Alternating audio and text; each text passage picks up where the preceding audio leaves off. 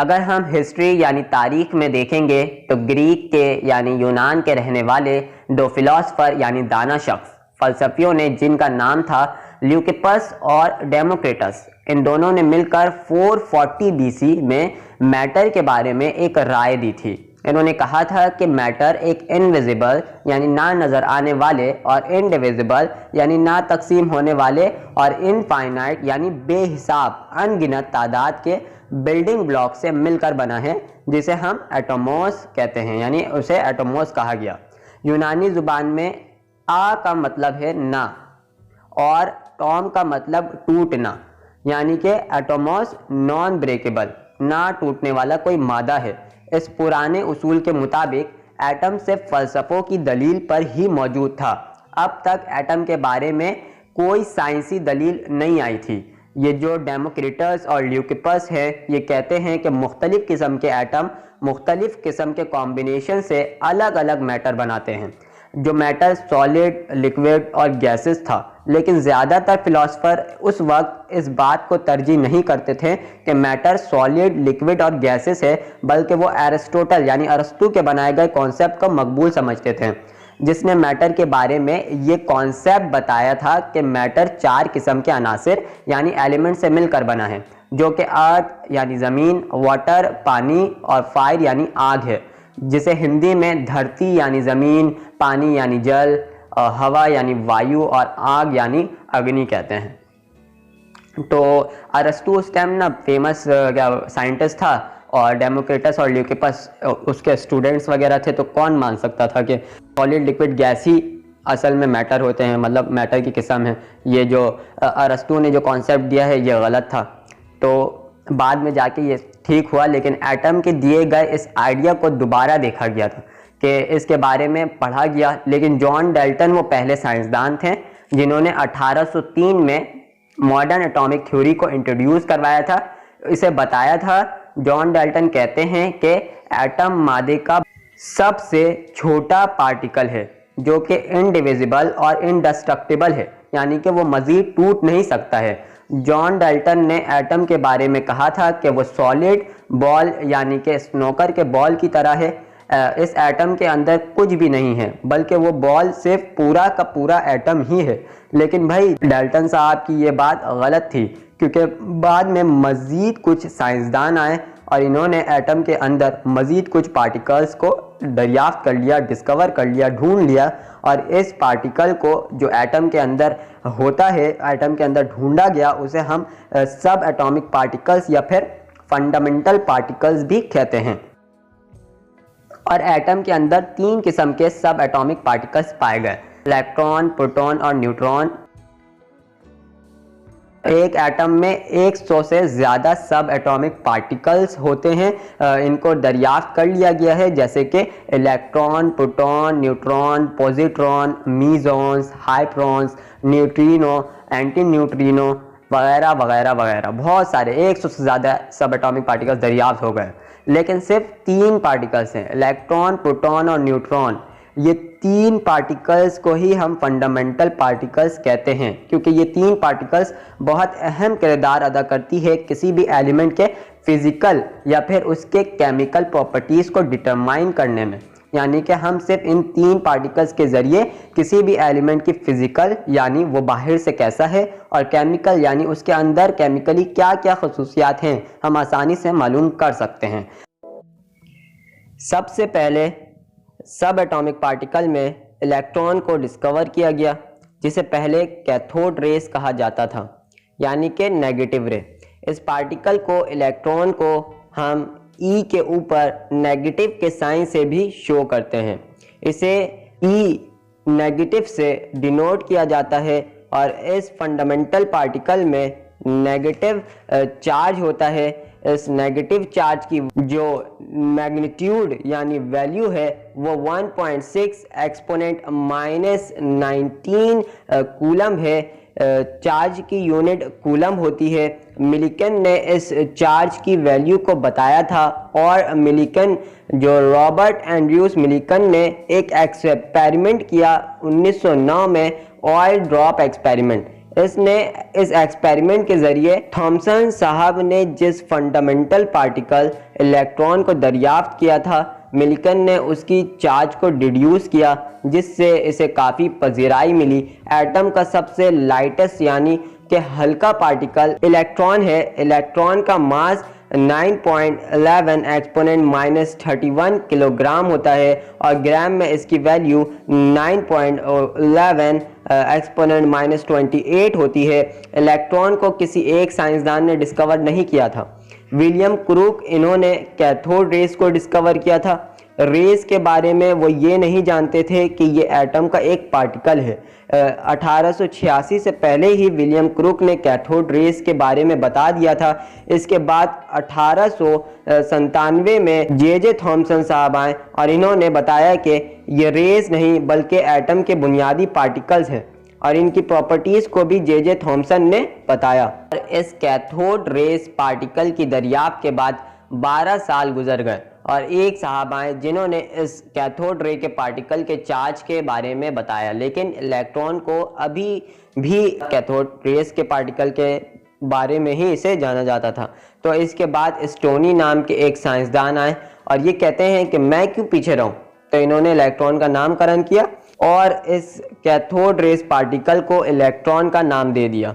तो इस इलेक्ट्रॉन को डिस्कवर करने के लिए बहुत सारे साइंटिस्ट ने अलग अलग अंदाज में अपना कंट्रीब्यूशन दिया, लेकिन जे थॉमसन की इसके इलेक्ट्रॉन के दरियाफ्त में मेजर कंट्रीब्यूशन थी, क्योंकि यही वो साइंटिस्ट थे जिन्होंने इलेक्ट्रॉन को पार्टिकल कहा था। इससे पहले सब इसे कैथोड रेस के नाम से जानते थे। जे थॉमसन ने डिस्चार्ज ट्यूब के थ्रू इलेक्ट्रॉन को डिस्कवर किया था। डिस्चार्ज ट्यूब एक ट्रांसपेरेंट गिलास के ट्यूब जैसा होता है। इस गिलास ट्यूब के अंदर कोई सी गैस भर दी जाती है और डिस्चार्ज ट्यूब में प्रेशर को लो रखकर बहुत ज़्यादा हाई इलेक्ट्रिक वोल्ट को पास करवाते हैं। तो इन्होंने ये ऑब्जर्व किया था कि एक कैथोड रे यानी नेगेटिव की तरफ से निकलकर एक रे एनोड यानी पॉजिटिव चार्ज की तरफ अट्रैक्ट हो रहा है, इसकी तरफ बढ़ रहा है और नेगेटिव प्लेट पर जिस किस्म का भी फ्लोरेसेंट मटेरियल है वो ग्लो कर रहा है, चमक रहा है। फ्लोरेसेंट मटेरियल ऐसा मटेरियल होता है जब किसी भी किस्म की रेस, लाइट या पार्टिकल इस पर टकराते हैं तो ये ग्लोइंग इफेक्ट देता है यानी चमकने लगता है। तो ऑब्जर्वेशन से जे थॉमसन ने यह अंदाज़ा लगाया कि गैसेस के अंदर कोई नेगेटिव पार्टिकल है, तभी वो खींचकर एनोड की तरफ अट्रैक्ट हो रहा है। इलेक्ट्रॉन्स ऑर्बिट में रिवॉल्व करते हैं। 1 लाख से ज़्यादा वॉल्यूम यानी 1 लाख गुना ज़्यादा जगह ये ऑर्बिट्स घेरते हैं। अगर हम उसे एटम के न्यूक्लियस से कंपेयर करें तो 1 लाख गुना ज़्यादा स्पेस हमें ऑर्बिट का मिलेगा, लेकिन पूरे एटम के 1% मास से भी कम मास एक इलेक्ट्रॉन का होता है या उसके ऑर्बिट का होता है। ये जितना नेगेटिव चार्ज अपने ऊपर रखता है उतना ही प्रोटॉन अपने ऊपर पॉजिटिव चार्ज रखता है। एक इलेक्ट्रॉन का मास 1836 टाइम्स कम होता है प्रोटॉन से और 1839 टाइम्स कम होता है न्यूट्रॉन से। इलेक्ट्रॉन अपने मुख्तलिफ शेल, सब शेल्स में चक्कर लगा रहे होते हैं। दरअसल शेल और ऑर्बिट या सब शेल और सब ऑर्बिट एक ही चीज़ का नाम है।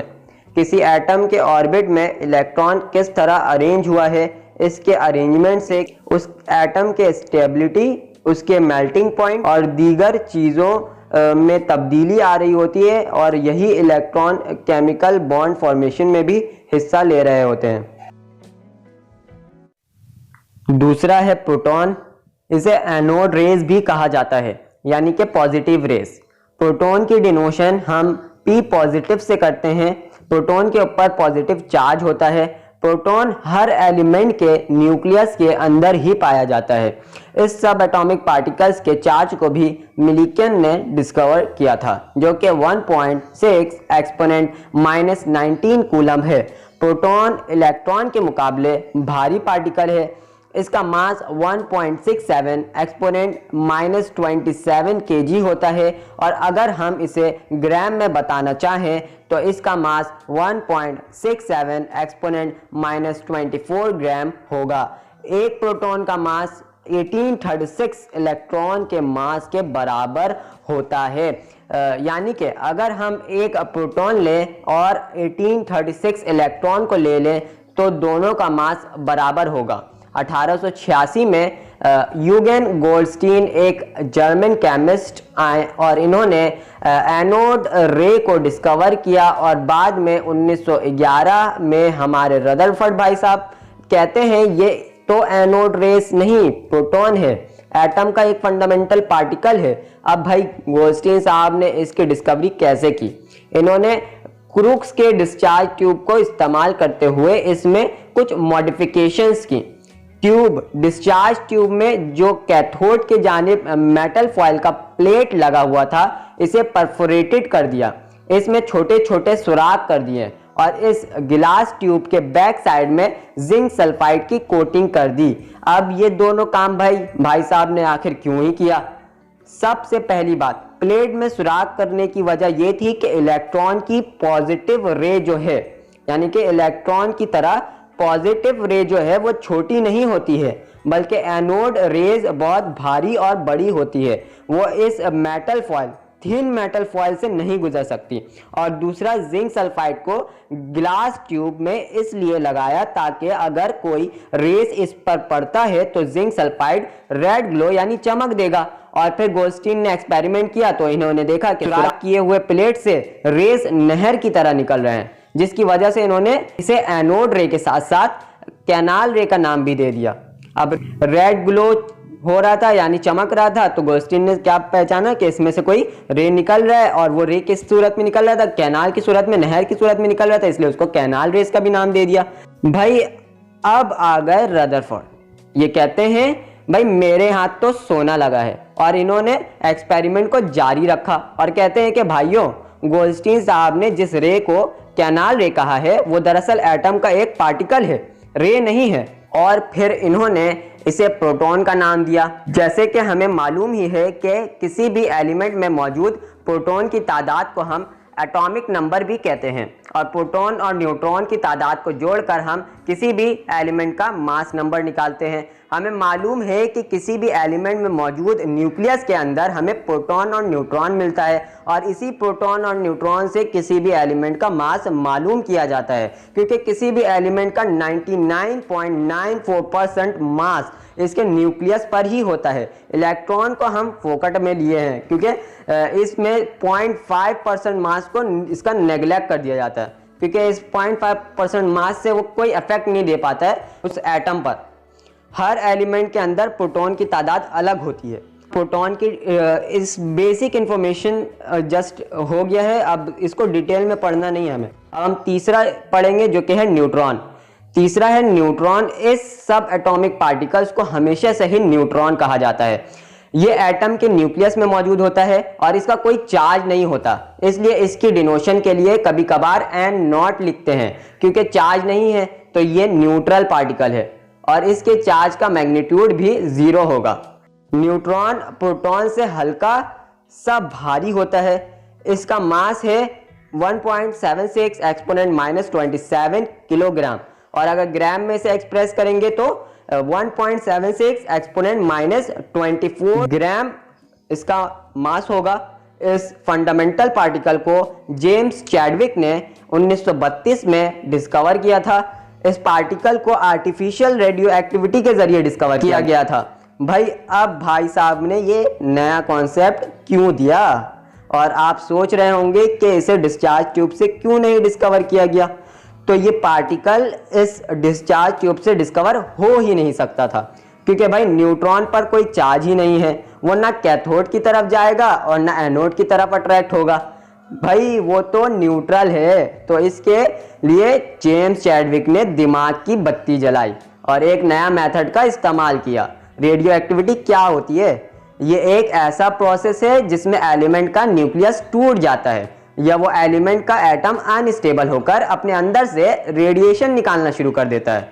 रेडियो एक्टिविटी दो तरह की होती है, एक आर्टिफिशियल रेडियो एक्टिविटी और दूसरा है natural radio activity. Natural radio active elements जो होते हैं वो कुदरती तौर पर अपने अंदर से रेडिएशन निकाल रहे होते हैं, जैसे रेडियम, यूरेनियम और आर्टिफिशियल केस में हम एक बगैर रेडियो एक्टिव एलिमेंट को रेडियो एक्टिव बना देते हैं। आप कहेंगे कैसे? तो वो जेम्स चैडविक ने अपने एक्सपेरिमेंट में करके बताया। इन्होंने अल्फा रे टॉर्च लिया। ये टॉर्च अपने अंदर से अल्फा पार्टिकल्स निकालती थी और हीलियम का पार्टिकल ही अल्फा पार्टिकल के तौर पर लिया गया, क्योंकि अल्फा पार्टिकल में कितना चार्ज होता है? 2, और क्या बोलते हैं, हीलियम में भी 2 उसके चार्ज होते हैं। इन्होंने बेरिलियम जो कि एक स्टेबल एलिमेंट था, इस एलिमेंट पर अल्फा पार्टिकल्स की बम्बार्डमेंट करवाई और इन्होंने देखा कि कुछ न्यूट्रल पार्टिकल इस एलिमेंट से निकल रहे हैं। इस न्यूट्रल पार्टिकल को इन्होंने न्यूट्रॉन का नाम दिया। किसी भी एटम में मौजूद न्यूक्लियस की स्टेबिलिटी न्यूट्रॉन की वजह से होती है। जैसे कि बेरिलियम अनस्टेबल होने के बाद ही अपने अंदर से न्यूट्रल पार्टिकल निकालता है। जैसे कि हमें यह भी मालूम है कि किसी भी एक जैसे एलिमेंट में प्रोटॉन की तादाद तो एक जैसी होती है, लेकिन न्यूट्रॉन की तादाद इस एलिमेंट की मुख्तलिफ होती है। ऐसे एलिमेंट को आइसोटोप कहा जाता है, जिसके क्या प्रोटॉन्स की तादाद सेम होगी लेकिन न्यूट्रॉन की तादाद मुख्तलिफ होगी। हमने इसको एटॉमिक नंबर के फॉर्म में भी पढ़ा था कि किसी भी एटम का एटॉमिक नंबर तो सेम होगा लेकिन उसका एटॉमिक मास डिफरेंट होगा, तो वो आइसोटोप होगा। इसी तरह इसमें न्यूट्रॉन के कॉन्सेप्ट से बताया गया कि न्यूट्रॉन की तादाद चेंज हो और किसकी तादाद सेम हो? प्रोटॉन की तादाद सेम होगी एक जैसे एलिमेंट में, तो वो क्या कहलाएगी? आइसोटोप। किसी भी एटम में कितने न्यूट्रॉन मौजूद है, इसकी वैल्यू हम इस तरह निकाल सकते हैं। नंबर ऑफ न्यूट्रॉन किसके बराबर होता है? Mass number minus number of proton. हमने इससे पहले क्या पढ़ा कि मास नंबर किसके बराबर होगा? Number of neutron plus number of proton. तो इसे हम मास नंबर को प्रोटॉन के नंबर से जब हम सबट्रैक्ट कर देंगे तो हमें न्यूट्रॉन की तादाद मिल जाएगी। तो हमने ये बेसिक इलेक्ट्रॉन, प्रोटॉन और न्यूट्रॉन के बारे में पढ़ लिया है। अब हम इसके बाद एटॉमिक मॉडल की तरफ पढ़ेंगे। हमें इसकी डिस्कवरी से कोई ताल्लुक नहीं है। हमने शॉर्ट में पढ़ लिया कि कैसे इलेक्ट्रॉन की डिस्कवरी हुई। पहले विलियम क्रूक आए, फिर जे थॉमसन ने इसको डिस्कवर किया, फिर स्टोनी ने इसका नाम दिया और फिर हम लोग प्रोटॉन की तरफ आए। प्रोटॉन में हमने देखा कि गोल्डस्टीन ने कैसे पहले एनोड रेस को डिस्कवर किया, फिर दोबारा दूसरे साइंटिस्ट आए, क्या नाम था उनका? उस साइंटिस्ट का नाम था रदरफोर्ड, जिसने प्रोटॉन को डिस्कवर किया। फिर रदरफोर्ड के बाद एक साइंटिस्ट आए जिन्होंने जेम्स चैडविक थे उनका नाम, और उन्होंने क्या डिस्कवर किया था? न्यूट्रॉन को किस प्रोसेस के थ्रू डिस्कवर किया था? आर्टिफिशियल रेडियो एक्टिविटी के थ्रू। डिस्चार्ज ट्यूब के थ्रू क्यों नहीं डिस्कवर किया? क्योंकि उसमें कोई चार्ज नहीं होता, और चार्ज नहीं होता इसका मतलब है कि वो पॉजिटिव या ना ही नेगेटिव की तरफ अट्रैक्ट करेगा। तो ये थी छोटी इंफॉर्मेशन। अब हम एटॉमिक मॉडल को पढ़ने वाले हैं। एटॉमिक मॉडल किसे कहते हैं? How the particles are arranged in an atom. Atom के अंदर सब एटॉमिक पार्टिकल्स किस तरह से तरतीब में हैं, किस तरह से अरेंज्ड हैं, इसे हम एटॉमिक मॉडल कहते हैं।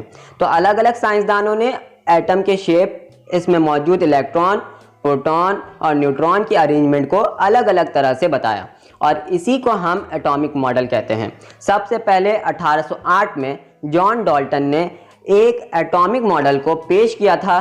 बिलियार्ड बॉल ऑफ मॉडल कहते हैं इस एटॉमिक मॉडल को। बिलियार्ड बॉल यानी कि स्नूकर का बॉल। स्नूकर का बॉल आपने देखा ही होगा, लाल कलर का होता है। आपने बिलियार्ड का नाम भी सुना ही होगा। मोबाइल वगैरह में बिलियार्ड के नाम से गेम भी आता है जो कि स्नूकर बॉल ही होता है, जो सॉलिड की एक बॉल होती है लाल कलर की। तो जॉन डाल्टन ने भी ऐसा ही एक लॉ पेश किया था। इन्होंने कहा था कि एटम सिर्फ सॉलिड बॉल है, इसके अंदर कुछ भी नहीं है, और जो ये एटम है वो इनडिविजिबल है, यानी कि ये और ज़्यादा टूट नहीं सकता, नाकाबिले तकसीम है ये। तो ये बात जॉन डाल्टन ने बताई थी।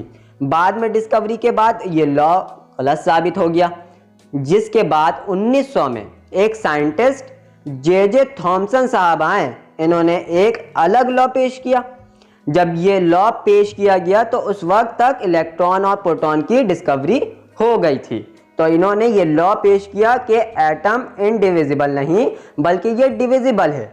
इनके अंदर इलेक्ट्रॉन और प्रोटॉन बिखरे हुए हैं।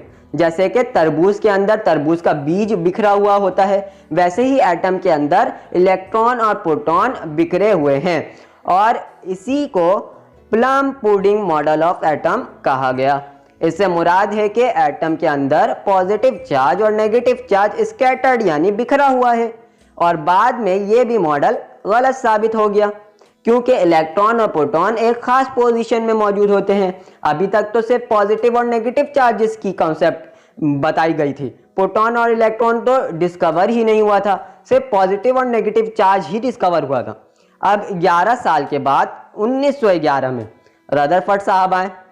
इन्होंने क्या कहा भाई, जो कि ब्रिटिश के एक फिजिस्ट है ये, और इन्होंने फिर अपना एक नया मॉडल पेश किया जिसे nuclear model of an atom कहते हैं, जिसमें इन्होंने न्यूक्लियस का कॉन्सेप्ट बताया था कि एटम के अंदर न्यूक्लियस मौजूद होता है जिसके अंदर सारे प्रोटॉन मौजूद होते हैं, और इस न्यूक्लियस के अंदर बाहर की तरफ इलेक्ट्रॉन रिवॉल्व कर रहे होते हैं, घूम रहे होते हैं, और ये इलेक्ट्रॉन अपने अंदर से लगातार एनर्जी को इमिट कर रहे होते हैं, निकाल रहे होते हैं। बाद में इस मॉडल के अंदर भी कुछ खराबी निकल आई, कुछ गलतियां निकल आई, जिसके बाद 1913 में नील बोहर ने इन गलतियों की करेक्शन को अपने साथ लाया।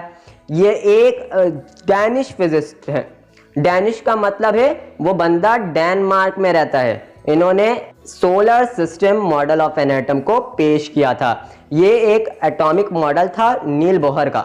इस मॉडल को प्रेजेंट किया था नील बोहर ने, जिसमें इन्होंने बताया था कि जैसे सोलर सिस्टम में सन के इर्द गिर्द प्लैनेट्स एक ऑर्बिट में घूम रहे होते हैं। ऐसा तो नहीं होता ना कि अर्थ की मर्जी आए तो वो दूर भाग गया और अर्थ की मर्जी आई, अर्थ प्लैनेट है भाई, उसकी मर्जी हो रही है भाई, हम तो सन के करीब जाना चाह रहे हैं तो सन के करीब चले जाते हैं। नहीं, ऐसा नहीं होता, वो हमेशा अपने ऑर्बिट में घूम रहे होते हैं।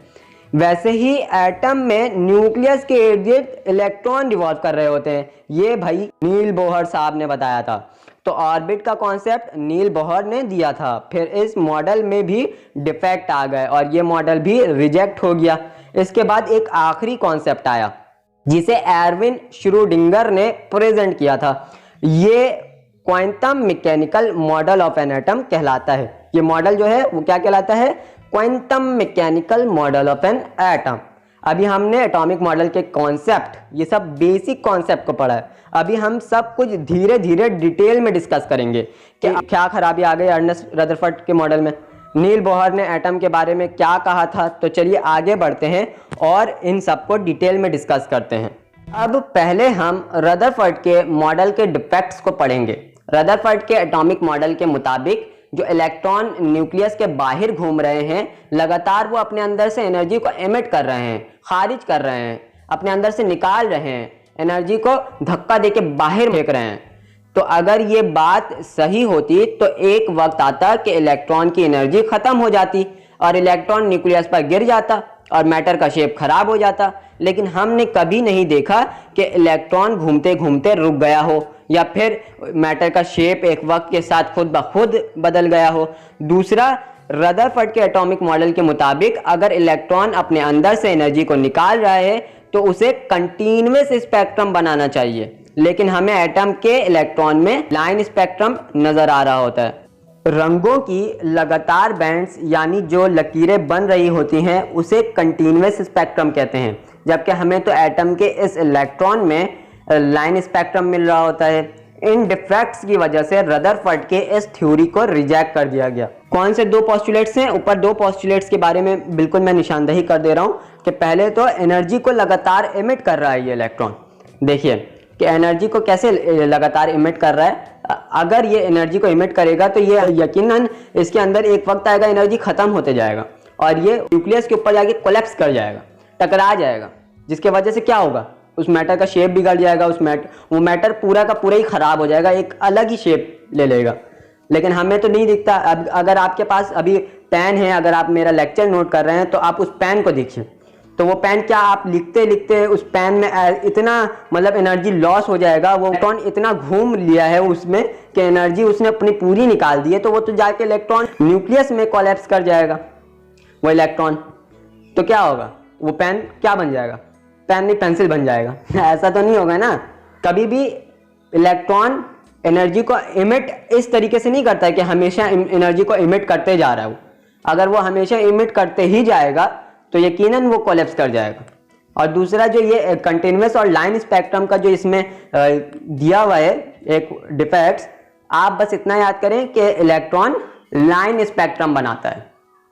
जब वो प्रिज्म के थ्रू, अभी ये पूरा मैं कॉन्सेप्ट बताऊंगा कि कंटिन्यूअस स्पेक्ट्रम और लाइन स्पेक्ट्रम क्या है, बस आप जस्ट ये याद रखें कि इलेक्ट्रॉन लाइन स्पेक्ट्रम बनाता था, जबकि उसके हिसाब से एनर्जी जब लगातार एमिट होगी तो यकीनन वो कंटिन्यूअस स्पेक्ट्रम बनाएगी, लेकिन कंटिन्यूअस स्पेक्ट्रम नहीं बन रहा था, जिसकी वजह से इन दो पोस्टुलेट की वजह से इसका एटॉमिक मॉडल रिजेक्ट हो गया। बोहर्स थ्योरी के एटॉमिक मॉडल को हम पढ़ेंगे, जो कि प्लांक्स क्वांटम थ्योरी के बुनियाद पर बनाया गया।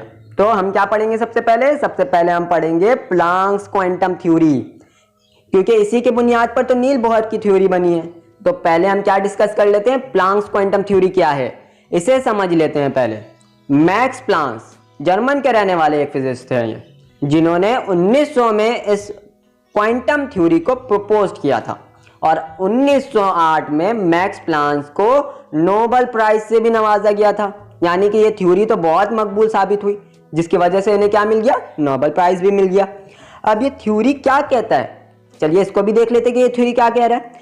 लफ्ज क्वांटम क्वांटा से निकला है, जिसका मतलब होता है पैकेट्स ऑफ एनर्जी। बोहर का ये कॉन्सेप्ट था कि जैसे लाइट सन से हमारी तरफ एनर्जी के पैकेट की सूरत में आ रहे हैं, कि ये जो थ्योरी है क्वांटम की, ये यही कहती है कि लाइट जो है एनर्जी के पैकेट्स की सूरत में आते हैं।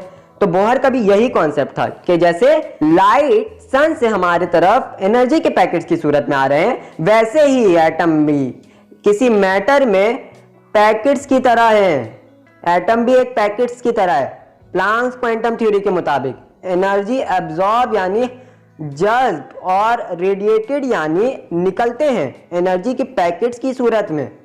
इस पैकेट्स ऑफ एनर्जी को हम क्वांटा कहते हैं, और लाइट के इस एनर्जी पैकेट्स को हम, यानी कि लाइट से जो पैकेट्स निकल रहे हैं एनर्जी की, उसे हम क्या कहेंगे? उसे हम फोटोन कहेंगे। और क्वांटा किसको कह रहे हैं? मैटर से निकलने वाली एनर्जी को, जो एब्जॉर्ब और रेडिएटेड हो रही है, उसे हम क्या कह रहे हैं? पैकेट्स ऑफ एनर्जी की सूरत में निकल रही है, उसे हम क्वांटा कह रहे हैं। क्वांटा भी लाइट के लिए ही यूज हुआ था, लेकिन इसको बाद में बोहर्स ने इसका कॉन्सेप्ट लेके अपनी थ्योरी को पेश किया, क्योंकि इस फोटोन का मास 0 होता है। फोटोन लाइट एनर्जी है, यानी कि ये लाइट पार्टिकल का कोई मास नहीं होता, वरना तो ये हमसे टकराती है तो हमें कोई मास महसूस होता है, कोई वजन लगता है? नहीं लगता है ना, ये हमारे बॉडी से आउट हो जाती है। तो ये लाइट पार्टिकल का कोई मास नहीं होता, 0 होता है ये, मतलब फोटोन का जो है ये एनर्जी जो निकल रही है, लाइट एनर्जी। और इस क्वांटा की ये एनर्जी डायरेक्टली प्रोपोर्शनल होती है रेडिएशन के फ्रीक्वेंसी से, यानी जैसे जैसे फ्रीक्वेंसी बढ़ेगी वैसे वैसे क्वांटा की एनर्जी बढ़ते जाएगी। E is directly proportional to frequency. Nu यहाँ फ्रीक्वेंसी का सिंबल है, ये आप वीडियो में देख रहे होंगे, एक न्यू बना हुआ, ये फ्रीक्वेंसी का सिंबल है। और अब हम प्रोपोर्शनलिटी के साइन को हम हटाएंगे तो एक कांस्टेंट को इंट्रोड्यूस करवाएंगे। E is equal to H nu, तो न्यू जो है वो तो फ्रीक्वेंसी हो गया, H जो है यहाँ पे प्लांक्स कांस्टेंट है, जिसकी वैल्यू 6.625 एक्सपोनेंट -34 जूल सेकंड होती है। अब हम प्लांक्स के क्वांटम थ्योरी को पढ़ने के बाद, जब बोहर ने अपना एटॉमिक मॉडल बनाया था तो इसे अपने एटॉमिक मॉडल में भी इस्तेमाल किया था इस थ्योरी को। नील बोहर ने रदरफोर्ड के एटॉमिक मॉडल को सही किया था, और इन्होंने 1913 में अपना एक मॉडल पेश किया था, जिसमें इन्होंने प्लांक्स क्वांटम थ्योरी का इस्तेमाल किया था। अब हम पढ़ लेते हैं कि बोहर ने क्या बताया था। तो बोहर के एटॉमिक मॉडल का पहला पॉइंट ये था कि इलेक्ट्रॉन न्यूक्लियस के गिर्द एक सर्कुलर ऑर्बिट में घूम रहे हैं, जिसे हम एनर्जी लेवल कहते हैं। इसी ऑर्बिट को हम शेल भी कहते हैं। ऑर्बिट तो कहते ही हैं, साथ में एनर्जी लेवल भी कहते हैं। दूसरा पॉइंट ये कहता है कि जब तक इलेक्ट्रॉन अपने शेल में रिवॉल्व यानी घूमता रहेगा, तब तक इलेक्ट्रॉन ना ही एनर्जी को वो रेडिएट करेगा यानी कि अपने अंदर से निकालेगा, और ना ही एब्जॉर्ब करेगा यानी अपने अंदर जज्ब करेगा। और हम लिथियम के एटम को सपोज कर लेते हैं, समझने के लिए सपोज कर रहे हैं। तो लिथियम के पहले शेल में 2 इलेक्ट्रॉन और दूसरे में 1 इलेक्ट्रॉन रिवॉल्व कर रहे होते हैं, घूम रहे होते हैं, चक्कर लगा रहे होते हैं। अब जो पहले शेल में 2 इलेक्ट्रॉन और दूसरे में 1 इलेक्ट्रॉन रिवॉल्व कर रहे हैं, ये एटम की ग्राउंड स्टेट है। इस स्टेट में ना ही कोई एटम अपने अंदर से एनर्जी को एमिट करते हैं और ना ही अपने अंदर एनर्जी को एब्जॉर्ब करते हैं। इस इलेक्ट्रॉन की अपनी एनर्जी इस्तेमाल नहीं हो रही होती। इस वक्त जब वो ग्राउंड स्टेट में है तो इलेक्ट्रॉन की अपनी एनर्जी इस्तेमाल नहीं हो रही है, बल्कि वो उस रास्ते की एनर्जी को इस्तेमाल कर रहा है। वो इलेक्ट्रॉन उस ऑर्बिट के रास्ता जो है, वो ऑर्बिट है, उस ऑर्बिट की एनर्जी को इस्तेमाल कर रहा है जिस पर वो इलेक्ट्रॉन घूम रहा है। यानी कि इलेक्ट्रॉन एनर्जी लेवल की एनर्जी को यूज करता है। भाई इलेक्ट्रॉन कैसे घूम रहे हैं? इस ऑर्बिट में फोर्स ऑफ अट्रैक्शन की वजह से इलेक्ट्रॉन का नेगेटिव और प्रोटॉन का पॉजिटिव चार्ज अट्रैक्ट कर रहा है, जिसकी वजह से इलेक्ट्रॉन रिवॉल्व कर रहे हैं। तीसरा पॉइंट ये बताता है कि अगर इलेक्ट्रॉन लो एनर्जी लेवल से हायर एनर्जी लेवल की तरफ जाता है, वो एनर्जी को एब्जॉर्ब करता है। सबसे पहले तो ये समझे कि जैसे जैसे शेल न्यूक्लियस से दूर होता जाएगा उसकी एनर्जी लेवल बढ़ते जाएगी। जैसे लिथियम की एग्जाम्पल लेते हैं, इसके के शेल में 2 इलेक्ट्रॉन हैं। इस शेल की एनर्जी 10 जूल है और एल शेल है, उसकी एनर्जी 15 जूल है। ये सपोज किया जस्ट। तो के शेल यानी कि एनर्जी लेवल जो है वो लो है, उससे अगर इलेक्ट्रॉन कूद कर उछल कर चलिए एल शेल में, यानी एनर्जी लेवल जो है हाई में चले गया, लोअर एनर्जी लेवल से हायर एनर्जी लेवल की तरफ जा रहा है, तो इसे 5 जूल को एब्जॉर्ब करना होगा। क्योंकि 10 जूल और 15 जूल में क्या फर्क हुआ? जब 10 जूल था तो वो अपने ग्राउंड स्टेट में था और उसने कहीं सराउंडिंग से किसको एब्जॉर्ब किया? एनर्जी को एब्जॉर्ब किया। और कितनी एनर्जी को एब्जॉर्ब किया? 5 जूल एनर्जी को एब्जॉर्ब किया। तभी वो किस काबिल हुआ? एल शेल में जाने के काबिल हो सका। तो वो एल शेल में कूदकर चले गया, जिसके बाद इलेक्ट्रॉन जंप करके एल शेल में चला जाएगा और ये इलेक्ट्रॉन की एक्साइटेड स्टेट कहलाएगी। जब ये कूदकर ग्राउंड स्टेट से इलेक्ट्रॉन एक्साइटेड स्टेट में चले गया है तो ये क्या स्टेट है? एक्साइटेड स्टेट है, जब दूसरे शेल में कूदकर चले गया इलेक्ट्रॉन। अब अगर इलेक्ट्रॉन को जो हायर एनर्जी लेवल में वो चले गया है उससे लोअर एनर्जी लेवल में आना होगा, तो वो क्या करेगा? तो उसे एनर्जी को एमिट करना होगा। वो 5 जूल एनर्जी जो ज्यादा है उसके पास, वो 5 जूल एनर्जी को अपने अंदर से निकाल देगा, बाहर फेंक देगा और फिर वो वापस कहां पर आ जाएगा? के शेल में आ जाएगा, अपने शेल में ग्राउंड स्टेट में वापस आ जाएगा। दूसरे शेल की एनर्जी क्या थी? 15 जूल। पहले की क्या है? 10 जूल। तो अगर इलेक्ट्रॉन पहले वाले ऑर्बिट में आना चाहेगा तो भाई जाहिर सी बात है वो पहले 5 जूल एनर्जी को अपने अंदर से निकालेगा। ये 10 जूल और 15 जूल की एनर्जी सिर्फ हम सपोज कर रहे हैं, वरना तो हर एनर्जी लेवल की एनर्जी फिक्स्ड होती है। 5वां पॉइंट ये कहता है कि जो भी एनर्जी एब्जॉर्ब होगी या एमिट होगी वो क्वांटा यानी एनर्जी पैकेट की सूरत में होगी। अब ये समझना होगा कि न्यूक्लियस से जो पहला ऑर्बिट होगा उसे हम E1, दूसरा ऑर्बिट E2 कहलाएगा और तीसरा E3, E4 वगैरह चलता जाएगा ऐसे। इस मॉडल का छठा पॉइंट ये कहता है कि ये जो एनर्जी रिलीज या एब्जॉर्ब हो रही है ये कितने अमाउंट में हो रही है, इसे हम एक फॉर्मूला से कैलकुलेट कर सकते हैं।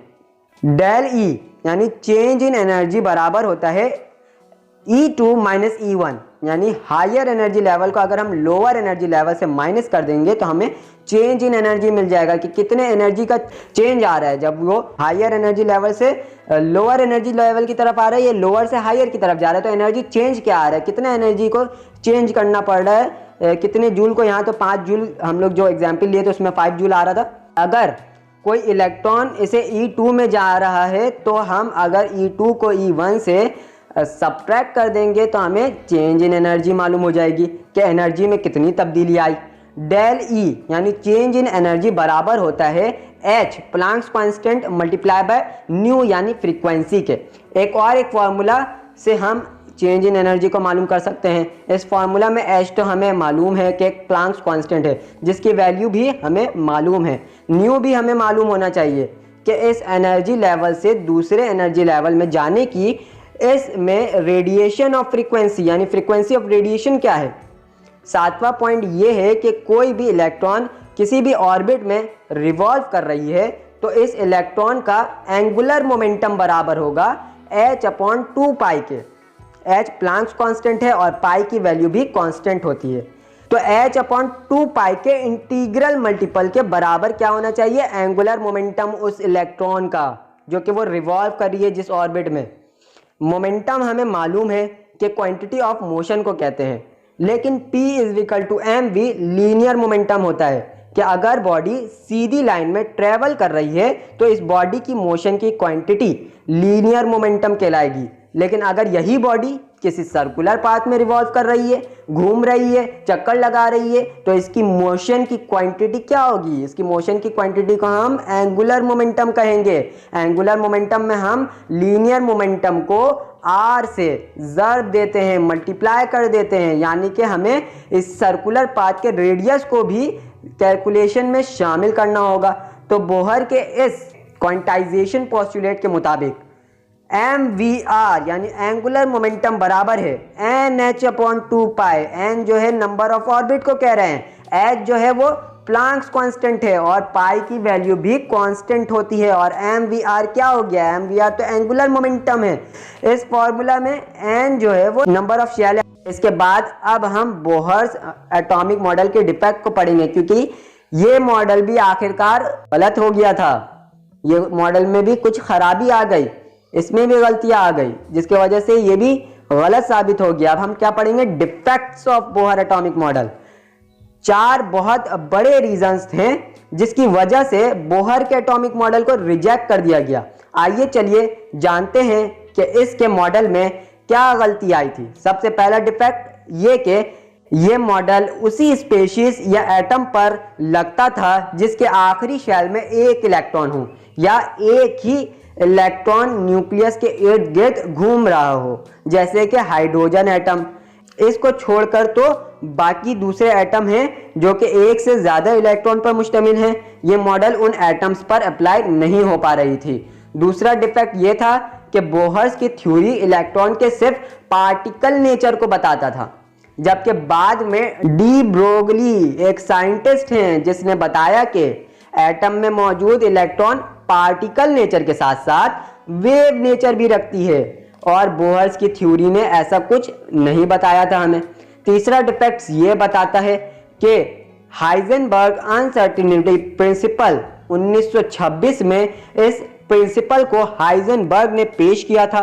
इन्होंने कहा था कि इलेक्ट्रॉन की वेव नेचर है, तो ये पॉसिबल नहीं है कि इलेक्ट्रॉन किसी गोल दायरे में रिवॉल्व करे, क्योंकि अगर इलेक्ट्रॉन पार्टिकल है तो इलेक्ट्रॉन का वेव नेचर भी तो है, जिससे ये पॉसिबल नहीं है कि वो किसी सर्कुलर ऑर्बिट में मूव करते फिरे या कर सके। तो हाइजेनबर्ग के इस प्रिंसिपल से भी बोहर का एटॉमिक मॉडल फेल हो गया। हाइजेनबर्ग का प्रिंसिपल था, उसको भी सेटिस्फाई नहीं कर पाया बोहर्स का मॉडल। छठा डिफेक्ट ये था कि बोहर्स ने कहा था कि किसी भी एटम में न्यूक्लियस मौजूद होता है, इसके इर्द गिर्द जो इलेक्ट्रॉन घूम रहे होते हैं वो सिंगल प्लेन में घूम रहे होते हैं, जबकि बाद में मालूम हुआ कि इलेक्ट्रॉन 3D यानी 3 डायमेंशनल स्पेस पर रिवॉल्व करते हैं, घूमते हैं। ये तो 2D पर घूमते ही नहीं है। फिर बोहर्स की इस थ्योरी ने शेल का कॉन्सेप्ट बताया था, और ये बताया था कि इलेक्ट्रॉन की जो स्पेक्ट्रा बनते हैं वो के शेल में इसकी वेव लेंथ कम होती है।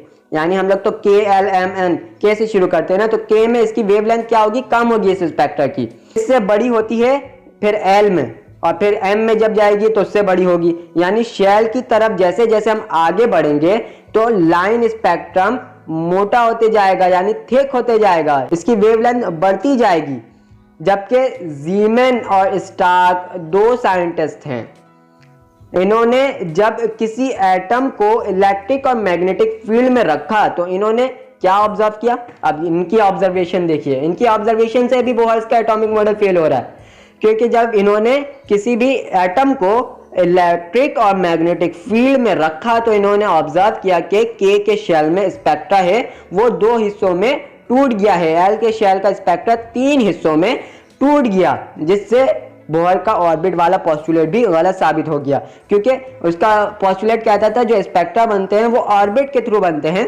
फिर तो स्पेक्ट्रा टूटने लगा, यानी कि ऑर्बिट भी डिवाइड होने लग गया, तो इससे ये इसका पोस्टुलेट गलत साबित हो गया। तो साइंसदान आए, उन्होंने सब शेल की भी डिस्कवरी की। उन्होंने कहा कि SPDF का कॉन्सेप्ट भी होता है, तो इतने डिफेक्ट्स के बाद बोहर्स के इतने मशहूर एटॉमिक मॉडल को भी रिजेक्ट करना पड़ा, क्योंकि इसमें बहुत गलतियां आ चुकी थी।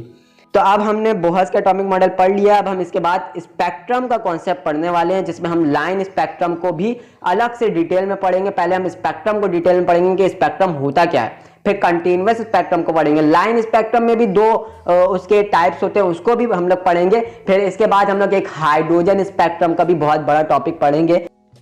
स्पेक्ट्रम, स्पेक्ट्रम का लफ्ज स्पेक्ट्रा से निकला है। स्पेक्ट्रा एक सिंगुलर वर्ड है जिसका मतलब होता है किसी भी रंग की एक लाइन, इसे हम स्पेक्ट्रा कहते हैं।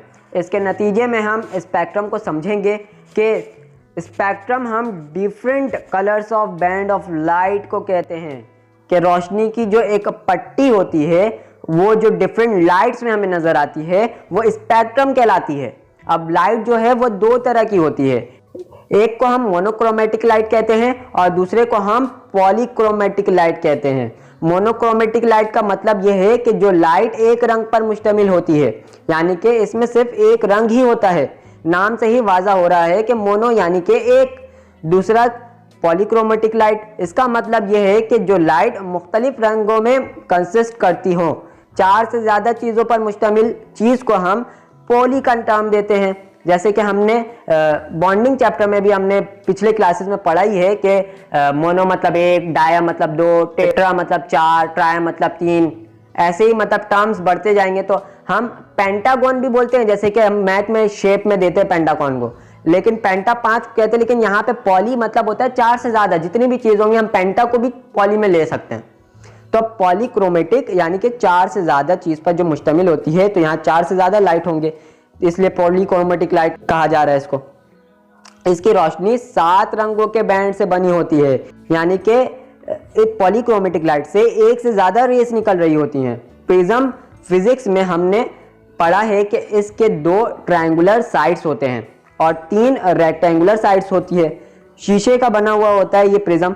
तो जब किसी प्रिज्म से इस पॉलीक्रोमेटिक लाइट को गुजारा जाता है तो ये 7 रंगों में स्प्लिट यानी टूट जाती है, जिसको हम डिस्पर्जन ऑफ लाइट भी कहते हैं, यानी कि लाइट का, रोशनी का मुख्तलिफ रंगों में बिखर जाना, लाइट का टूट जाना, मुख्तलिफ रंगों में डिस्पर्स हो जाना। इस प्रोसेस को हम क्या कहते हैं? डिस्पर्जन ऑफ लाइट कहते हैं। तो हम सूरज की रोशनी को अगर प्रिज्म से गुजारें तो वो 7 कलर्स में टूट जाएगी, स्प्लिट हो जाएगी। स्पेक्ट्रम 2 तरह के स्पेक्ट्रम होते हैं, एक कंटीन्यूअस स्पेक्ट्रम कहलाता है और दूसरा लाइन स्पेक्ट्रम। तो अब ये कंटीन्यूअस स्पेक्ट्रम क्या है?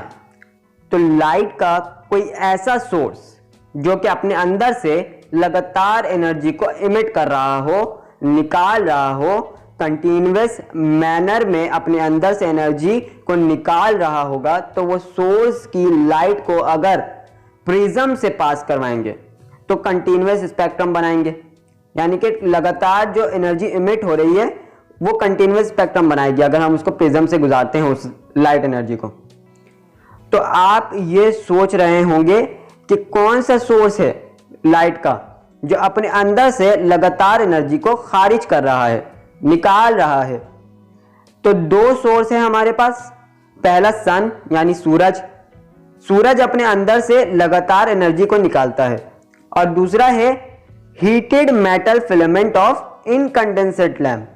तो 100 वॉल्ट की जो बत्ती, पीली रंग की बत्ती होती है, उसे इंग्लिश में हम इनकंडेंसेंट लैम्प कहते हैं। आपने अक्सर बेकरी वगैरह में इसे चिप्स वगैरह जहां रखा होता है वहां देखा होगा। ये चिप्स बिस्किट वगैरह को हीट फ्राहम करता है, प्रोवाइड करता है, जिससे वो बासी नहीं होते हैं। इसके अंदर बल्ब में मेटल की बनी चीज को नोटिस किया होगा, ये टंगस्टन मेटल का फिलामेंट होती है। तो जब ये हीट होता है तो इससे रंग की रोशनी निकलती है, तो इससे भी लगातार ही एनर्जी निकल रही होती है। तो सन या फिर इस लैंप के लाइट को भी ग्लास प्रिज्म से पास करवाएंगे तो कंटीन्यूअस स्पेक्ट्रम ही जनरेट होगी। तो सूरज की रोशनी को जब हम प्रिज्म से गुजारते हैं तो हमें विबग्योर के फॉर्म में 7 कलर स्प्लिट होते नजर आते हैं। ये कलर एक दूसरे में डिफ्यूज हुए होते हैं, इनके दरमियान कोई गैप या लाइन नहीं होता, इसीलिए इसे कंटीन्यूअस स्पेक्ट्रम कहा गया है।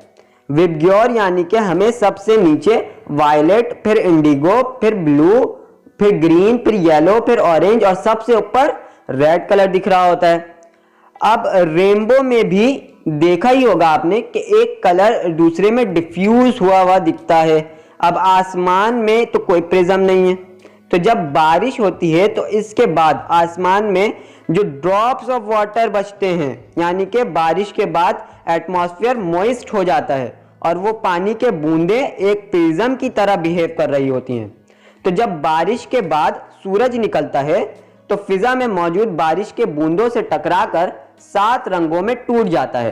तो इन 7 रंगों में लाल कलर जो है वो बहुत लीस्ट डेविएटेड अलोंग पाथ होता है, यानी कि प्रिज्म से गुजरकर हल्का सा ही बैंड होता है, जबकि लाल कलर की वेवलेंथ बहुत ज्यादा हाई होती है जो कि 7000 एंगस्ट्रॉम के बराबर है।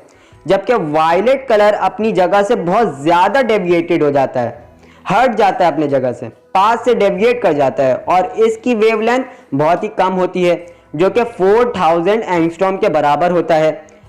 अब वेवलेंथ किसको कहते हैं? अभी हमने ऊपर जो देखा, वेवलेंथ जब ज्यादा है तो कलर्स अपने पास से ज्यादा डेविएट नहीं कर रहे, हल्का सा डेविएट हो जा रहे हैं। वेवलेंथ ज्यादा होने से डेविएशन कम आ रही है, पाथ में डेविएशन जो हो रही है वो कम आ रही है।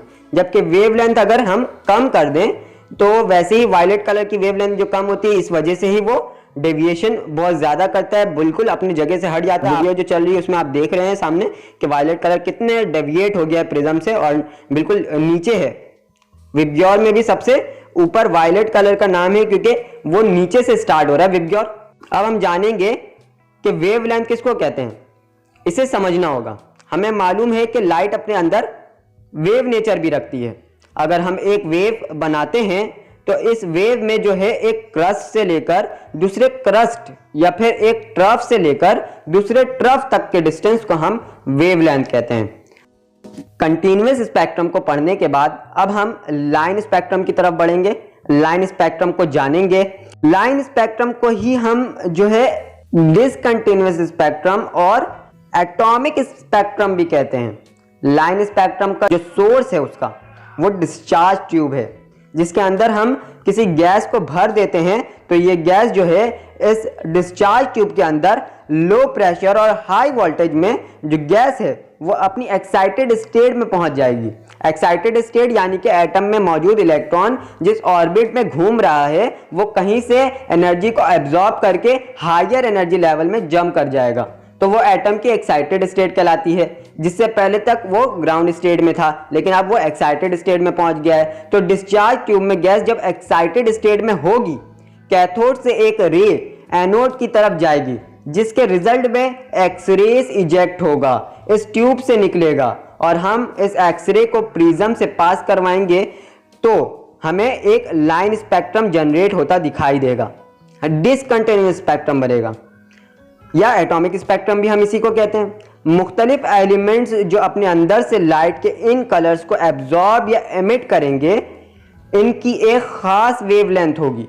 तो इसका कंक्लूजन ये है कि अगर एटम को इसके एक्साइटेड स्टेट तक हम पहुंचा दें, जो कि लो प्रेशर और हाई वोल्टेज में एटम उसे एक्साइटेड स्टेट में पहुंच जाती है अपनी, तो एटम अपने अंदर से लाइट निकालता है और इस लाइट को अगर हम प्रिज्म से गुजारेंगे तो वो लाइन स्पेक्ट्रम को बनाएंगे। लाइन स्पेक्ट्रम की 2 किस्म होती है, एक एब्जॉर्प्शन लाइन स्पेक्ट्रम और दूसरा हम एमिशन लाइन स्पेक्ट्रम पढ़ेंगे। अब जो कोल्ड गैस हैं, हमें मालूम है कि ठंडी गैस अपने अंदर लाइट को एब्जॉर्ब करती है, तो ऐसे गैसेस के सैंपल को हम अगर इसके लाइट को किसी एब्जॉर्बिंग मटेरियल से गुजारते हैं तो ये हमें एब्जॉर्प्शन लाइन स्पेक्ट्रम को शो कर रहे होते हैं। जबकि बैकग्राउंड जो होता है, एब्जॉर्प्शन लाइन स्पेक्ट्रम का जो बैकग्राउंड होता है वो ब्राइट होता है, चमकता हुआ होता है, जबकि इसके हर कलर के एंड में डार्क लाइन बन रही होती है। दरअसल कोल्ड गैसेस के बीम ऑफ लाइट को प्रिज्म से गुजारा गया तो प्रिज्म क्या करता है ये देखिए। जब हम गैसेस जो कोल्ड है उसे हम किससे गुजार रहे हैं, बीम ऑफ लाइट जो है उसका उसे को हम प्रिज्म से गुजार रहे हैं। प्रिज्म जो है उसके कलर्स ऑफ लाइट की जो वेव लेंथ है उसको एब्जॉर्ब कर लेता है, जिसकी वजह से बैकग्राउंड क्या आएगा, बिल्कुल ब्राइट आएगा। और डार्क लाइन की सीरीज नज़र आपको आ रही होती है इसमें। दूसरा है हमारे पास एमिशन लाइन स्पेक्ट्रम। जब हम हॉट गैस के लाइट्स को प्रिज्म से पास करवाएंगे तो हमें जो स्पेक्ट्रम दिखेगा वो एमिशन लाइन स्पेक्ट्रम होगा, क्योंकि हॉट गैसेस जो होते हैं वो अपने अंदर से लाइट को एमिट कर रहे होते हैं, यानी एनर्जी को बाहर निकाल रहे होते हैं। तो एमिशन लाइन स्पेक्ट्रम में जो इसका बैकग्राउंड बनता है वो डार्क बनता है, जबकि कलरफुल लाइट की जो सीरीज होती है वो इसमें लाइन की सूरत में बन रही होती है। चूंकि लाइट के ये कलर्स आपस में डिस्पर्स नहीं हैं, किसी लाइन के थ्रू एक दूसरे से सेपरेटेड हैं, इसलिए इसे डिसकंटिन्यूअस भी कहते हैं और लाइन स्पेक्ट्रम भी कहते हैं। तो लाइन स्पेक्ट्रम लाइन से ही वाज़ा हो रहा है कि इसमें कोई लाइनिंग बन रही होगी कलर्स के दरमियान, जब कलर्स एक दूसरे से सेपरेटेड दिखाई देंगे। जबकि कंटिन्यूअस स्पेक्ट्रम में हमने देखा था एक दूसरे में डिस्पर्स हैं, पता ही नहीं चल रहा है कि कब येलो लाइट खत्म होकर रेड लाइट शुरू हो रही है। मतलब ये जो कलर्स शुरू हो रहे हैं, पट्टियां जो थी, इसमें हमें बाकायदा लाइन नजर नहीं आता था कंटिन्यूअस स्पेक्ट्रम में, लेकिन लाइन स्पेक्ट्रम में जो दोनों ही टाइप्स थे, इन दोनों टाइप्स में हमें लाइन बिल्कुल बाकायदा नजर आया। एमिशन में कलरफुल लाइन नजर आया, तो एब्जॉर्प्शन में ब्लैक लाइन नजर आया, और एब्जॉर्प्शन में ब्राइट बैकग्राउंड नजर आया तो एमिशन में ब्लैक बैकग्राउंड नजर आ रहा था। अगर आप मेरे चैनल पर नए हैं तो इसे सब्सक्राइब करिएगा, वीडियो अच्छी लगी हो तो इसे लाइक करिएगा। मिलते हैं एक नए वीडियो के साथ, जब तक के लिए अल्लाह हाफ़िज़।